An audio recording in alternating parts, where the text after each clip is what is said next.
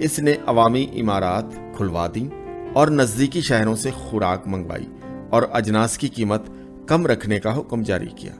اگرچہ کام پسندیدہ تھے، شہر سے دھواں اٹھ رہا تھا اور شعلے شہر کو چاٹ کر رہے تھے۔ افواہیں پھیلنا بند نہ ہوئی تھی کہ یہ آگ نیرو نے ہی شروع کروائی تھی۔ سونیس لکھتے ہیں، نیرو میسنس کے برج سے اس کا نظارہ کر رہا تھا اور شعلوں کی خوبصورتی سے محظوظ ہو رہا تھا۔ وہ ٹریجڈی کا لباس پہنے ہوئے ٹرائے کی کہانی گا رہا تھا۔ اس الزام کا ثبوت دینا مشکل ہے۔ نیرو اینٹم میں تھا جب آگ پھوٹ نکلی تھی۔ اس نے روم آنے میں جلدی نہ کی تھی جب تک کہ اس کو پتہ نہ چلا کہ اس کا گھر، محل اور باغات بھی جلنے والے تھے۔ مگر اس کے آنے سے کوئی کام بھی نہ ہوا اور ہر چیز جو اس کی نظر میں قیمتی تھی وہ شہر کی طرح خاکستر ہو گئی۔ اس کا محل، ڈومس ٹرانزٹوریا، یہ سب برابر ہو گئے۔ تاہم افواہیں اڑتی رہیں۔ انہیں ختم کرانے کے لیے اس نے دیوتاؤں کے سامنے گڑ گڑانے کی اپیل کی اور سبل کی کتابوں کا مطالعہ کیا گیا اور ویلکنس، کیرس، پروسرپینا کے سامنے دعاؤں کی قربانی پیش کی۔ میٹرن نے جونو کی بھکتی کی۔ شادی شدہ عورتوں نے پاک لنگر کا انتظام کیا اور راتوں کو جگراتا کیا۔ پھر بھی ٹیسیٹیٹس درج کرتے ہیں، انسانوں کی سب کوششیں شہنشاہ کے فیاضانہ تحفے اور دیوتاؤں کے سامنے کفارہ کے اعتقادات نے کوئی افادہ نہ کیا، کیونکہ اس کا پھیلاؤ اس کے حکم کا نتیجہ تھا۔ آخر کار نیرو نے ایک منصوبہ بنایا جو لوگوں کی توجہ کو اس سے ہٹا سکتا تھا۔ جیسے کہ ٹیسیٹیٹس نے کہا ہے کہ اس نے اس جرم اور آفت کے لیے ایسے لوگوں کو مورد الزام ٹھہرایا جس سے لوگ نفرت کرتے تھے، اور وہ تھے آبادی کے مسیحی۔ اور یہی خبر پولس رسول کو پہنچی۔ نیرو بادشاہ کی رومی مسیحیوں کو اذى رسانی کی کئی وجوہات شدید اور نمایاں تھیں۔ ایک بات تو یہ تھی، یہ پہلا موقع تھا جب صاحب اختیار نے مسیحیوں کو یہودی قوم کا حصہ نہ سمجھا۔ یہ ان اعلیٰ رومی افسروں کی وجہ سے تھے جن میں پاپیا سبینا، نیرو کی بیوی، اور اداکار تیگلینس جو نیرو کا قریبی مشیر تھا، یہ دونوں یہودیوں کا دم بھرتے تھے اور نیرو کے کان بھرتے تھے۔ ٹیسیٹیٹس نے یہ بھی لکھا کہ سرکاری نظریے میں مسیحیت شرارتی توہم پرستی کا شکار تھی، اس لیے وہ اذى رسانی کا موجب بنی۔ یہودیوں میں یہ منتشر ہو چکے تھے، مگر اب وہ روم میں بھی اکٹھے ہو گئے تھے۔ یہ وہ جگہ تھی جہاں دنیا کی ہر قسم کی بھونڈی اور شرمناک چیزیں جگہ پا لیتی تھی اور مشہور ہو جاتی تھی۔ مسیحی بھی یہودیوں کی طرح اپنی ہی کمیونٹی تک محدود رہتے تھے۔ ان کے متعلق حیرت انگیز کہانیاں بتائی جاتی تھیں۔ ان کی انگور کے شیرے کی عید کو جنسی آلودگی سے تشبیہ دی جاتی تھی اور روٹی اور خون کی رسم کو ان کے آقا کی طرف سے آدم خوری سے مناسبت دی جاتی تھی۔ بہت سارے رومی یہ یقین کرتے تھے کہ مسیحی رات کی تاریکی میں بد اخلاق رسوم ادا کرتے تھے اور کالے جادو کا استعمال کرتے تھے۔ ٹیسیٹیٹس یہ بھی کہتے تھے کہ جب پہلے گرفتاریاں کی گئیں، کچھ مسیحی مجرم قرار دیے گئے، لیکن یہ بات ظاہر نہیں کرتی کہ وہ آگ لگانے میں مجرم قرار پائے گئے یا شاید انہوں نے رومیوں پر خدا کی عدالت لانے میں کوئی کردار ادا کیا یا انہوں نے مسیحی ہونے کا اقرار کیا۔ صفحہ نمبر 187۔ کسی بھی واقعہ میں ان کی گرفتاریوں سے پہلے ارباب اختیار نے دوسرے مسیحیوں کے نام چن لیے تھے۔ ٹیسیٹیٹس کہتے ہیں کہ وہ بھی گرفتار کیے گئے تھے۔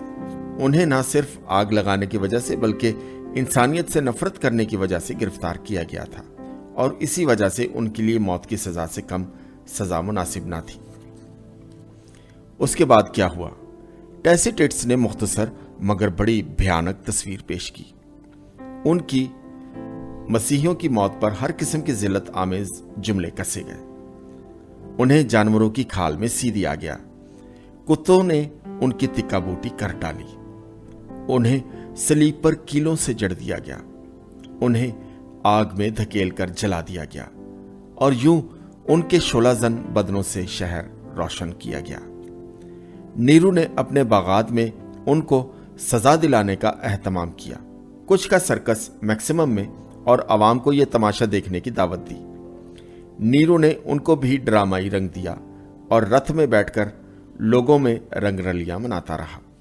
نیرو کے اس خوفناک عمل سے پوری سلطنت میں مسیحی سراسیمہ ہو گئے، اور مسیح کے لیے جان قربان کرنا فرض کر لینا تو الگ ہے، مگر اس کا واقعی وقوع میں آنا دوسری بات ہے۔ ٹیسیٹیٹس نے ایک اور بات کا نوٹس لیا کہ نیرو کے اس خوفناک عمل کا رد عمل مجرموں کے لیے، خواہ وہ مسیحی کیوں نہ ہوں، جو عبرتناک سزا کے مستحق تھے، ان کے لیے بھی رحم امڈ آیا، کیونکہ جیسا وہ نظر آتا تھا ویسا وہ عوام کی بہبودی کے لیے نہیں تھا۔ یہ آدمی کو تباہ کرنے میں ظلم کی انتہا تھی۔ وہ مسیحی جو موت کے گھاٹ اتارے گئے، ان میں پطرس رسول اور پولس رسول بھی تھے۔ اس بات کا بہت کم علم ہے کہ وہ دونوں ان دنوں وہاں کیوں تھے، اور نہ ہی ان کی موت کا پتہ چلا۔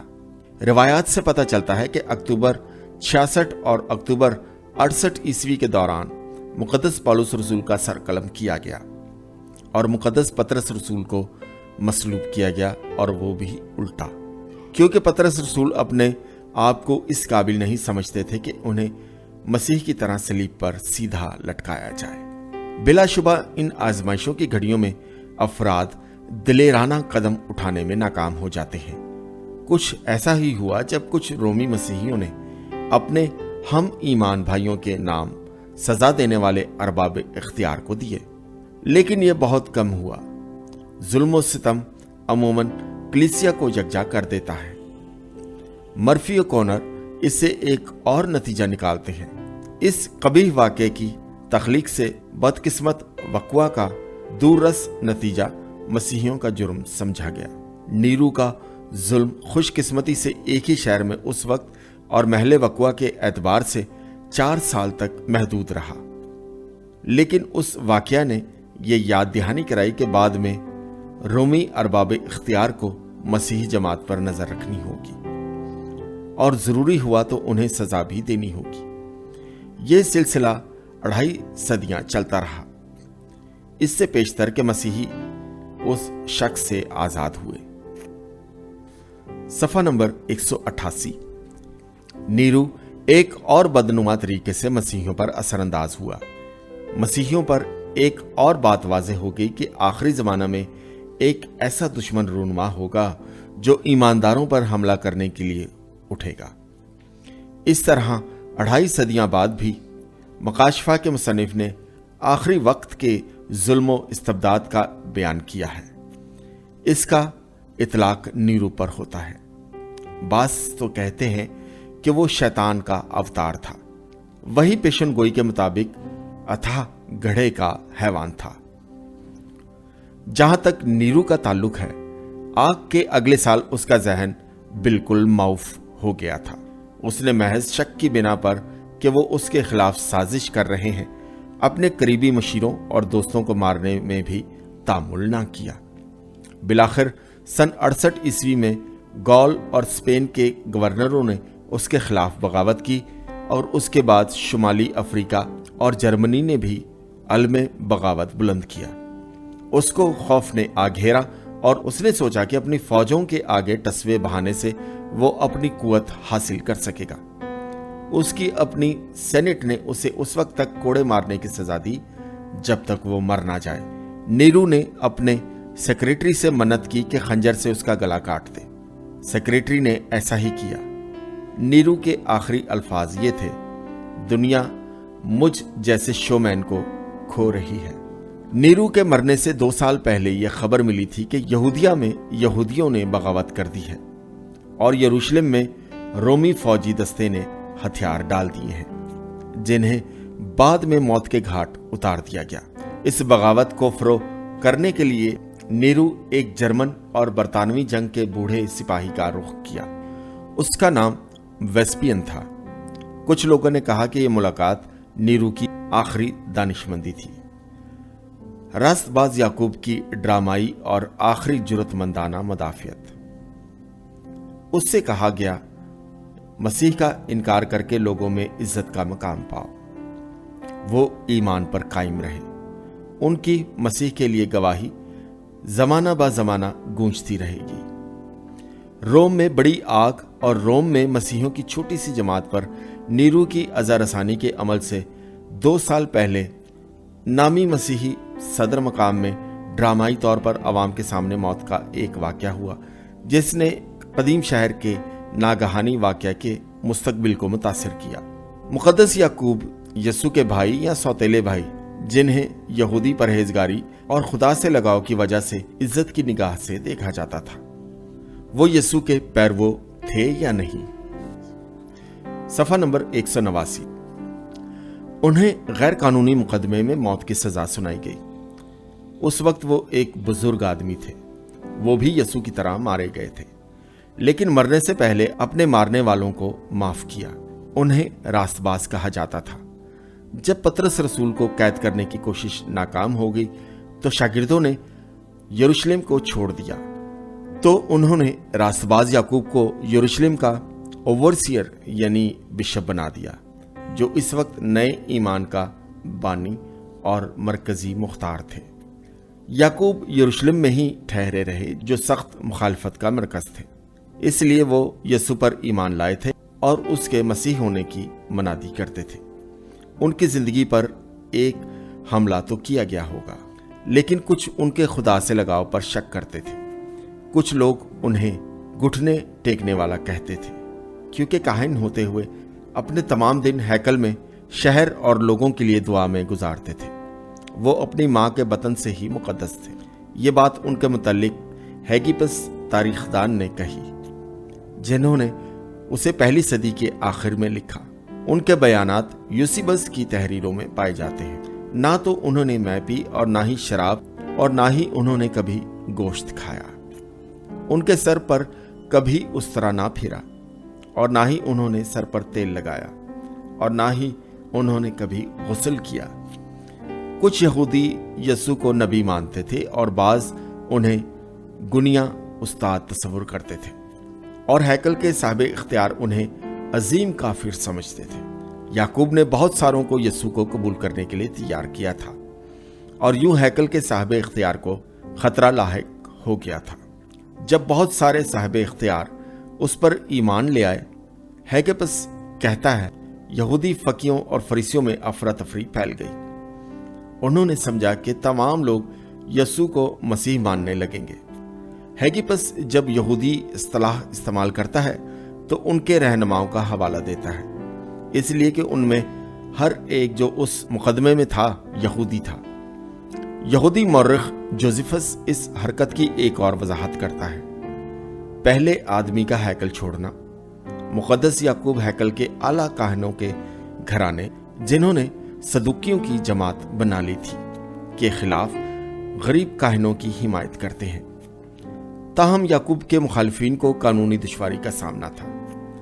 अगरचे के यहूदिया इस वक्त तक एक यहूदी बादशाह हेरोदिस आजम के पोते अग्रप्पा दोम के तहत था, और रोमी गवर्नर के तौर पर बदलाव को अमली जामा पहनाना था, जिसका इख्तियार बादशाह से भी बुलंद था। मामूल के मुताबिक गवर्नर का झुकाव हैकल के हाकिम की किसी भी चाहत के खिलाफ था, लेकिन 62 ईस्वी में रोमी गवर्नर फ्लीटस अपने ओहदे पर ही था जब उसकी मौत हो गई। उसका जानशीन एल्बिनस यरूशलेम की तरफ ही आ रहा था जब अग्रप्पा बादशाह को नए सरदार काहिन हननिया का नाम तजवीज़ करने के लिए उकसाया गया, जिसके मुतालिक जोसेफस यूं बयान करते हैं, मिजाज का बेबाक और हट धर्म। जोसेफस ने यह भी बयान किया कि हननिया एक एक्टिव सदुकी था। सफ़ा नंबर 190। एक ऐसी जमात से जो ठोकर खिलाने वालों के खिलाफ किसी भी यहूदी से ज्यादा सख्त गिर मुनसिफ थी। दोनों गवर्नरों के दरमियानी वक्फे में हननिया ने मुनसफों की सैनहेड्रिन का इजलास बुलाया, जो यहूदियों की आला अदालत थी। वो उसे गवर्नर की इजाज़त के बगैर उसे बुला नहीं सकता। इस सैनहेड्रिन ने याकूब को पेशी के लिए बुलाया। हैगिपस ने अपनी किताब यहाँ से शुरू की।